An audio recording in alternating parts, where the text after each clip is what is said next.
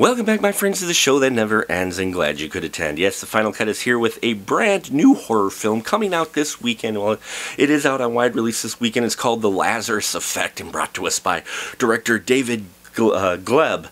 This is his first full feature. He's done some documentaries and stuff, but I think this is his first really wide-released film. Anyway, David brings us this story of a scientific couple. They're both scientists, okay? It's a couple, and one's very religious. That's Zoe, played by Olivia Wilde, while the other one, played by Mark Duplass, Frank, he's more grounded in scientific reasoning rather than faith. He doesn't really believe in afterlife and God and that, where Zoe does. But Frank and Zoe do have a team around them, and they're experimenting with something they call the Lazarus serum, which is supposed to bring people back from the dead. And they've been experimenting on animals and that, and they actually have a breakthrough in their experiment in which they bring a dog alive.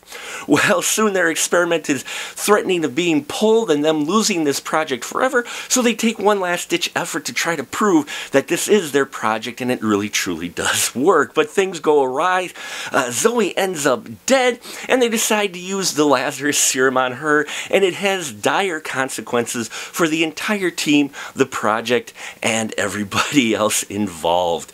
The Lazarus Effect. Now, what's interesting about this film is that it starts off with a really great premise and groundwork. They set it up really well. The setup for this horror film, I will say, is better than a lot of the modern horror films that have been on wide release, okay?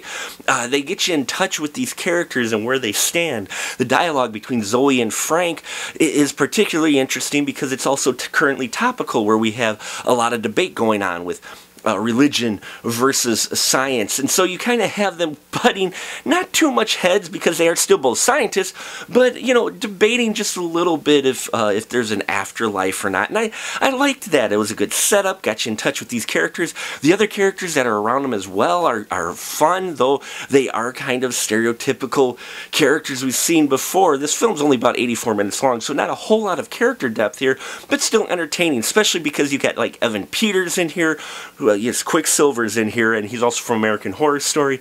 He's in here, does a great performance as Clay. You've got Sarah Bulger in here playing Eva. She's kind of a documentary person shooting the film, though this isn't found footage, though they do mix some of that in there. And Donald Glover in here from Community, and he's going to be in Magic Mike XXL. He's in here as well, and it's a great group, and they really make the most of their characters. I really enjoyed their performances. They were into them. They're not over the top. They play them very seriously, especially Olivia Wilde's Zoe. Loved her creepiness. As the film goes on and she gets more and more creepy, especially in that third act, I loved her performance in that. She was eating it up and really played creepy well, and dark and kind of possessed really well, and I enjoyed that with her performance. Really helped me get through that third predictable act, because that's what you have. You have some really refreshing and original stuff starting off in this film. It keeps you interested and invested in the characters, but as it moves along, it starts to fall back a little more on your standard horror tropes, which isn't necessarily horrible, but these are things we've seen before, and if you watch enough horror films, you will start to predict what's going to happen next. But the performances of these actors helped me get through that and kept it entertaining for me, I will say that. The special effects in here look really good. They did work within their budget. Nothing huge here, but there are some pretty cool moments in here. There are a few more jump scares than I like, but not as many as I expected. They do some other things in here, especially with some lighting that's going on, and some strobe light effects going on, and shadows and plays and that. So they do rely on some other styles as well to bring the creepy, the atmosphere, and the scares to you and bring some intense moments.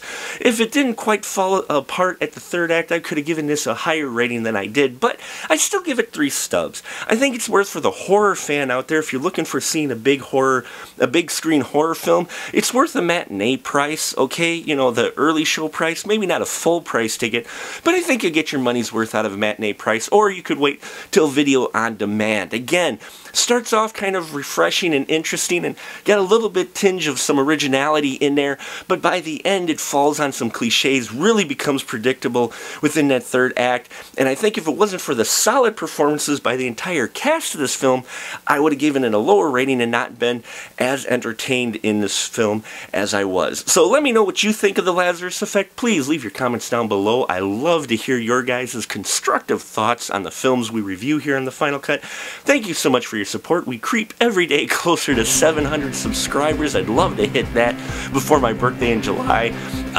We're getting really close to it. Thank you so much for your support, and as always, remember, keep that ticket stub.